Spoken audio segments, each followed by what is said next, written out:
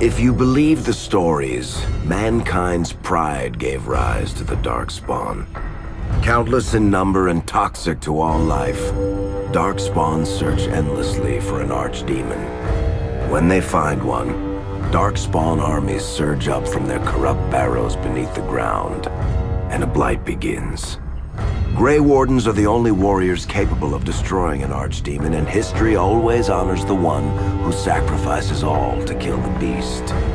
In the fifth blight, the Warden was the hero of Ferelden, a hunter from a clan of Dalish elves. The hero discovered a corrupted elven artifact and was tainted by the same foul magic that drives the Darkspawn. The only cure for the young elf was to join Duncan as a Grey Warden. The allied Ferelden and Grey Warden forces met in Ostagar, where King Kaelin's armies and a host of wardens gathered, ready to destroy the Darkspawn. But valor turned to despair as Loghain betrayed his king.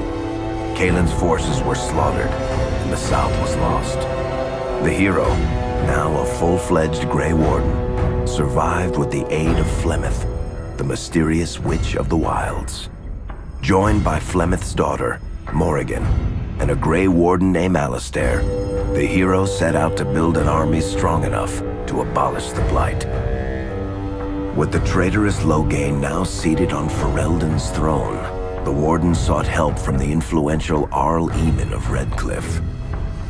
However, they arrived in Redcliffe to find the town under siege. As each night, undead rose in waves and assailed the battered village. With the hero's help, the people of Redcliffe stood fast against the undead horde. The Wardens reached Arl Eamon's castle only to find the Arl lying at the edge of death, and his court fallen into madness. To save his father's life, Eamon's young son, Connor, had made a deal with a demon, and quickly fallen victim to its possession. Connor's life was sacrificed to end the demonic threat to Redcliffe. But deals with demons are never straightforward. The demon agreed only to save Eamon's life, not restore him to health. Arl Eamon needed a miracle to recover.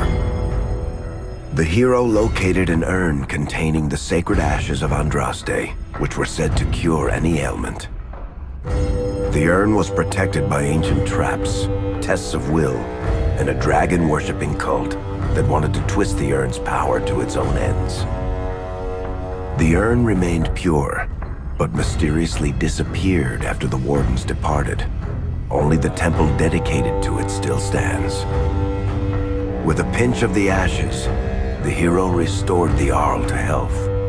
Informed of Loghain's treachery, Eamon swore his political and military support.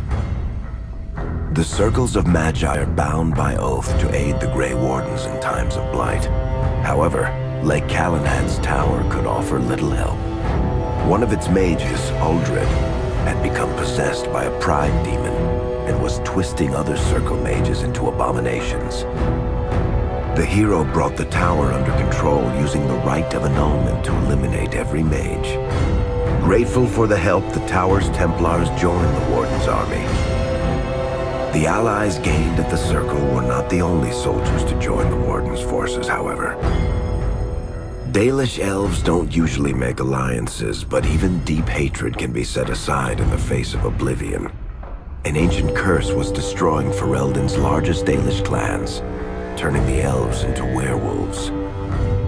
Zathrian, the clan's keeper, claimed that the cure required the heart of the great wolf, Witherfang. Years before, Zathrian himself had afflicted a group of humans with the curse that now ravaged his clan. As long as he lived, the curse endured.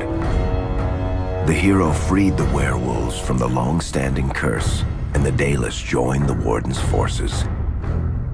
Blights may happen hundreds of years apart, but the dwarves who live below the surface of Thedas fight Darkspawn every day. No one is better schooled in battling Darkspawn than the warriors of Orzammar, except perhaps their allies of old, the Grey Wardens. The hero arrived in Orzammar in the wake of King Endrin's death to find political factions fighting for control of the dwarven capital. Only the vote of a venerated paragon could break the deadlock to elect a ruler, and order the dwarves to honor their Grey Warden treaty and join the battle against the new blight. The hero set off to find a paragon named Branka, who had disappeared into the deep roads in search of a legendary artifact, the Anvil of the Void, created by the renowned smith Caridin to forge mighty war golems. The hero helped Caridin destroy the Anvil of the Void, along with the dark secrets that could trap a living soul inside a mechanical construct. The hero emerged from the deep roads with a master-forged crown to bestow the Paragon's favor upon whichever rival candidate would be crowned king. Balin, the youngest son of King Endrin, who was suspected of foul play, or Haramont, the aging traditionalist backed by the Dwarven Assembly. Balin followed his father to the throne. He leads with a ruthless but progressive hand, seeking to re-establish ties to the surface kingdoms. With Dwarden's strength now bolstering the Warden's army, the hero had to deal with Loghain so Ferelden could stand unified against the Darkspawn before the Blight swallowed the world. The kingdom of Ferelden stood divided. While some nobles supported Loghain's regency, others condemned his inaction against the Darkspawn. Civil war brewed, and Arl Eamon called a landsmeet in hopes of curtailing the conflict and removing Loghain from the throne. Alistair ended Loghain's life in the name of justice for the Wardens who died at Ostagar. As the Warden's united army massed in Redcliffe, the Darkspawn overran Denerim, laying siege to Ferelden's capital city.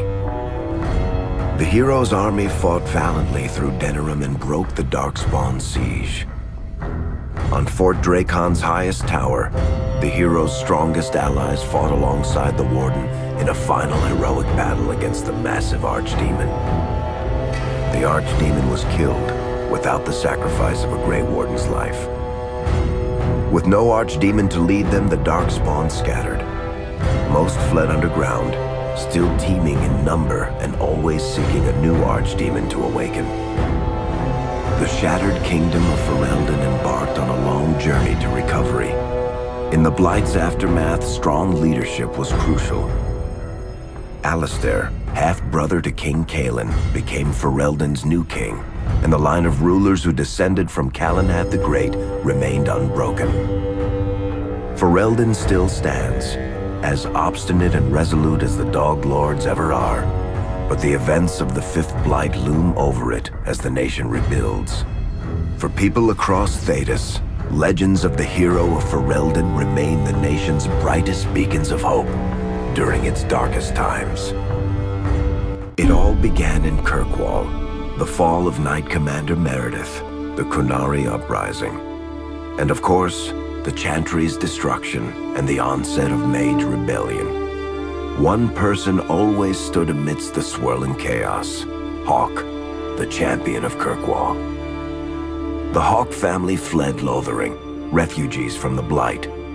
Leandra, mother of the champion, and siblings Bethany and Carver hoped to find refuge at her family's estate in Kirkwall, far to the north. As a mage with a family legacy of magic on both sides, Hawk naturally became involved in the events that ultimately led to the Mage Rebellion. The Hawks escaped the Blight with the help of Aveline Valen, a warrior and family friend. It's said that the family was also aided by Flemeth, the notorious witch of the wilds. Hawk's sister Bethany never reached the Free Marches. She was killed by Darkspawn while defending her family. The family's first years in Kirkwall were difficult. Leandra's brother Gamlin had lost the family fortune. The Hawks lived in poverty, forced to indenture themselves in return for entrance to the city. To pay off the debt, Hawk was forced to work for a gang of smugglers. All the while, Hawk and Carver did their best to hide Hawk's magic from the Templars. Opportunity eventually struck in the form of a dwarf named Bartrand Tethras, who was planning an expedition to the Deep Roads. It was a long shot, but with gold gained from the expedition, Hawk could free the family from its criminal creditors and further Templar scrutiny. Hawk met a rogue Grey Warden named Anders, who possessed detailed maps of the deep roads. These maps were crucial to the expedition's success. Once Hawk obtained them, everything else fell quickly into place. Carver joined Hawk on the expedition. The siblings found ancient dwarven treasure and a statuette formed from a strange red lyrium. Carver fell victim to the blight that suffuses the deep roads, but Anders led him to a group of Grey Wardens who were able to save his life.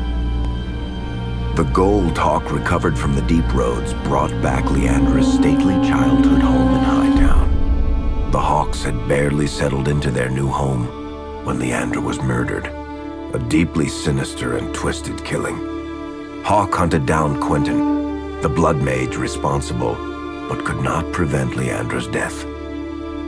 Leandra's tragic death was part of a critical problem facing Kirkwall. Rising tension between the city's mages, who felt increasingly oppressed, and Templars, who grew increasingly suspicious of their activities. Adding to the strain, a large contingent of Kunari had also established themselves in Kirkwall, much to the growing discomfort of the city's rulers. After their dreadnought was shipwrecked many years before, a group of stranded Kunari were allowed to remain in a cordoned-off area in Lowtown.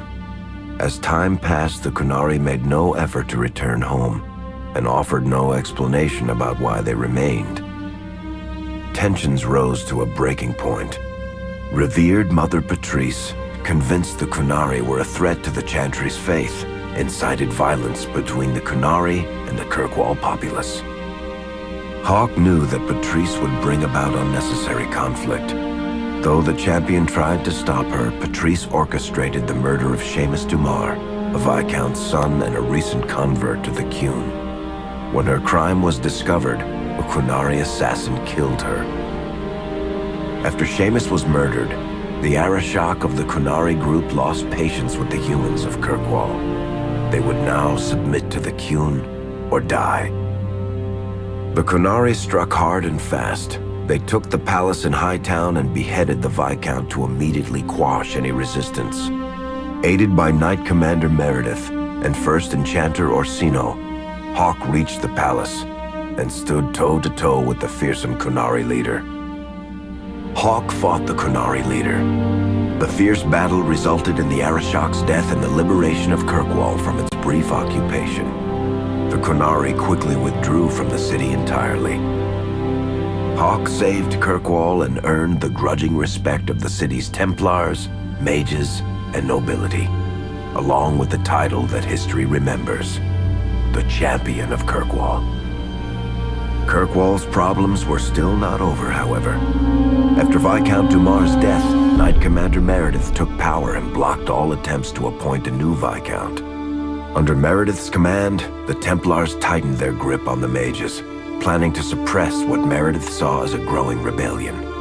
Anders, who spent years fighting for justice and freedom for his fellow mages, saw that the time for negotiation was past. He destroyed Kirkwall's chantry, killing hundreds, including Grand Cleric Elthina.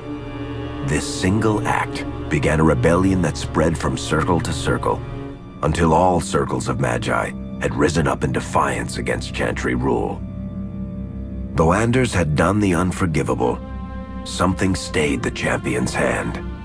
Anders survived the day, although many others did not. Fighting spread swiftly through the city. Some mages rebelled openly, many of them succumbing to possession. Templars turned their swords on mages who rebelled and on those who did not. As First Enchanter Orsino refused to bend to the Templars, Knight Commander Meredith demanded that every mage in Kirkwall be put to the sword. Hawk saved many mages from Templar blades, keeping them from succumbing to possession or the temptations of blood magic. In the end, however, Hawk was forced to strike down Orsino, who had betrayed his own values by resorting to blood magic himself. The battle proved one thing: Knight Commander Meredith had gone mad. Hawk saw the truth of it when Meredith unsheathed her sword, and the red lyrium idol from the deep roads was embedded within it. The blade fueled her hatred and paranoia, as it had for months. After a horrific battle, the red lyrium of the Knight Commander's sword consumed her as she died. Meredith became a statue, her face a frozen mask of horror. Little is known of the champion since that final battle. However, Hawke's story lives on in legend and song.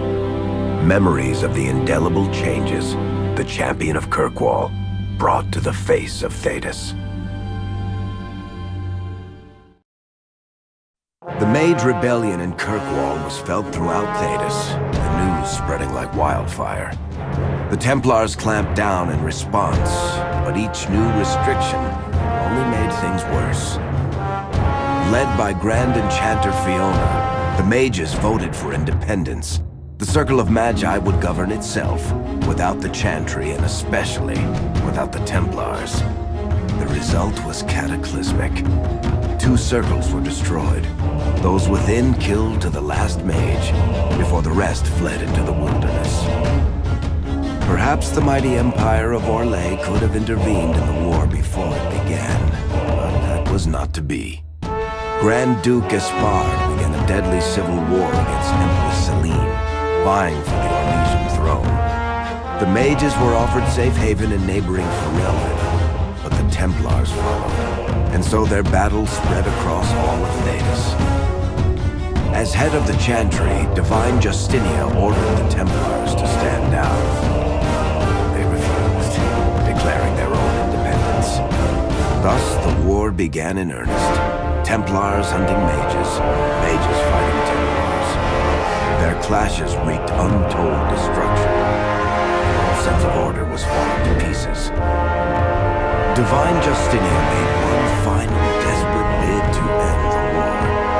She approached the leaders of both sides and convinced them to come to a conclave held on neutral ground. With the Chantry to mediate, mages and Templars will talk for the first time since this all began. It is our last, and perhaps our only, chance for peace.